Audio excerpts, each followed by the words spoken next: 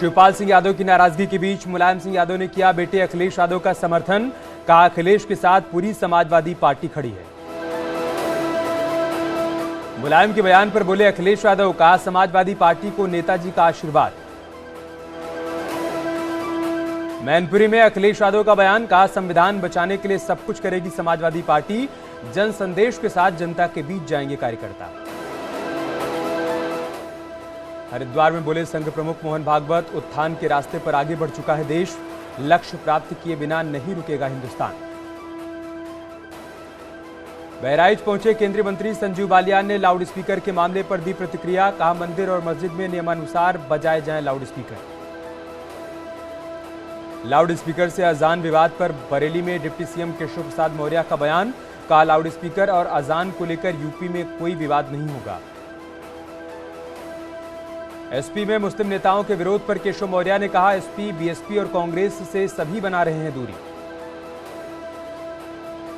वाराणसी में कमरे में शॉर्ट सर्किट से लगी आग। कमरे में मौजूद 4 लोगों की मौत। साड़ी फिनिशिंग का कर रहे थे काम।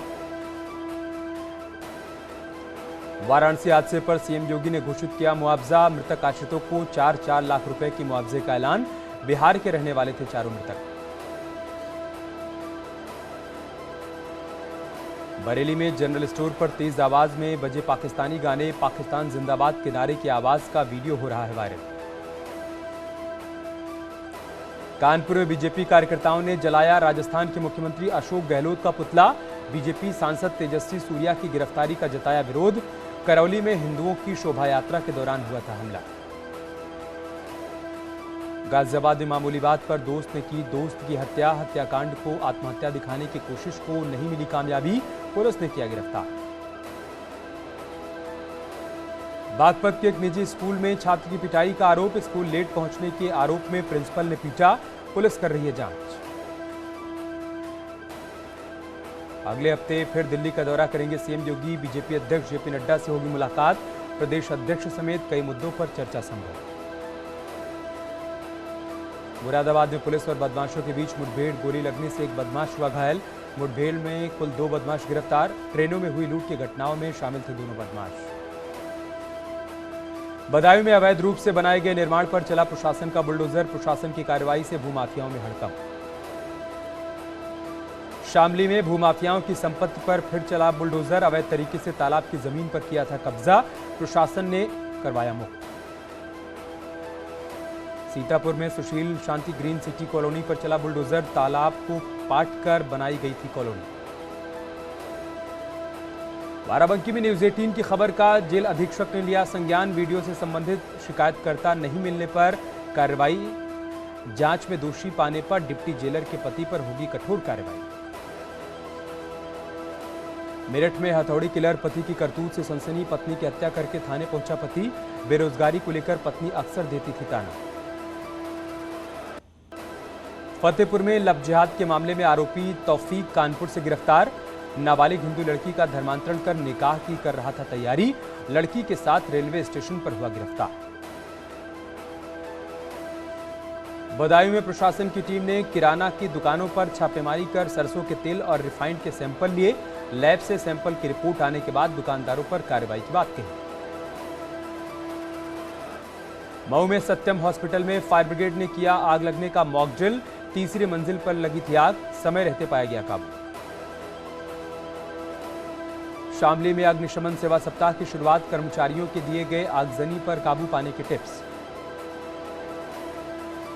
दिल्ली में बने प्रधानमंत्री संग्रहालय का पीएम मोदी ने किया उद्घाटन। भारत के सभी प्रधानमंत्रियों के बारे में संग्रहालय में मिलेगी जानकारी। 271 करोड़ की लागत से बने प्रधानमंत्री संग्रहालय का पहला टिकट पीएम मोदी ने खरीदा। दिल्ली में संसद भवन में पीएम मोदी सहित दिग्गज नेताओं ने संविधान निर्माता बाबा साहब अंबेडकर की जयंती पर उन्हें नमन किया। लखनऊ में भीमराव अंबेडकर की 131वीं जयंती को बीजेपी सामाजिक समरसता दिवस के रूप में मना रही है। संविधान निर्माता को सीएम योगी ने नमन किया। बाबा साहेब भीमराव अंबेडकर विश्वविद्यालय के स्थापना दिवस कार्यक्रम में शामिल हुए सीएम योगी। कहा, नए भारत का निर्माण कर रही है हमारी सरकार। जल्द पूरा करेंगे संविधान निर्माता का सपना। कानपुर में अंबेडकर जयंती पर कार्यक्रम में उप मुख्यमंत्री ब्रजेश पाठक ने की शिरकत।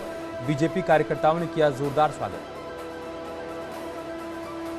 गोंडा में धूमधाम से मनाई गई बाबा साहेब की जयंती। समरसता दिवस के तौर पर बीजेपी कार्यकर्ताओं ने मनाई जयंती। बिजली मंत्री अरविंद शर्मा हुए शामिल। अंबेडकर जयंती पर लखनऊ में बीएसपी अध्यक्ष मायावती ने बाबा साहेब अंबेडकर को दी श्रद्धांजलि। इटावा में समाजवादी पार्टी के संरक्षक मुलायम सिंह यादव ने संविधान निर्माता डॉक्टर भीमराव अंबेडकर की जयंती पर बाबा साहेब को नमन किया। मथुरा के वृंदावन में बीजेपी विधायक श्रीकांत शर्मा ने भीमराव अंबेडकर को किया नमन। चंदौली में केंद्रीय मंत्री पंकज चौधरी ने अंबेडकर की मूर्ति पर किया माल्यार्पण। कहा, कोविड ने पूरी दुनिया की अर्थव्यवस्था को नुकसान पहुंचाया, भारत को भी हुआ है नुकसान। वाराणसी में अंबेडकर संगोष्ठी में केंद्रीय मंत्री स्मृति ईरानी ने शिरकत की। कांग्रेस पर साधा निशाना। कहा, बाबा साहेब को हराने वाले को कांग्रेस ने दिया पद्मश्री।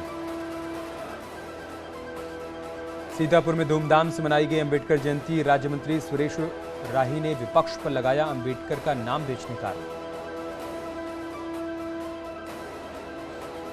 मथुरा में भीमराव अंबेडकर की जयंती पर अधिकारियों ने बाबा साहेब को श्रद्धांजलि दी। तस्वीर पर किया माल्यार्पण।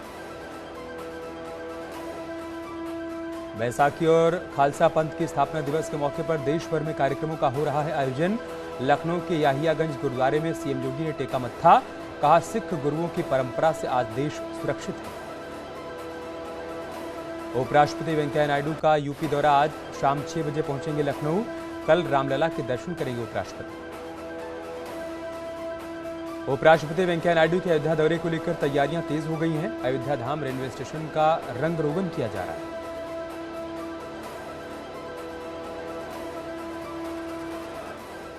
बीजेपी के राष्ट्रीय महासचिव और उत्तराखंड प्रभारी दुष्यंत गौतम ने कांग्रेस में मचे घमासान पर कहा, जो भी बीजेपी में आना चाहे उसका स्वागत है, लेकिन उसके लिए राष्ट्रवाद प्राथमिकता है।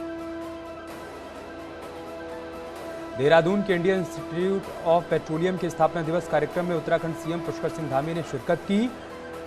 यूनिफॉर्म सिविल कोड की बात को दोहराते हुए सीएम ने कहा कि जल्द ही उत्तराखंड में यूनिफॉर्म सिविल कोड लागू किया जाएगा।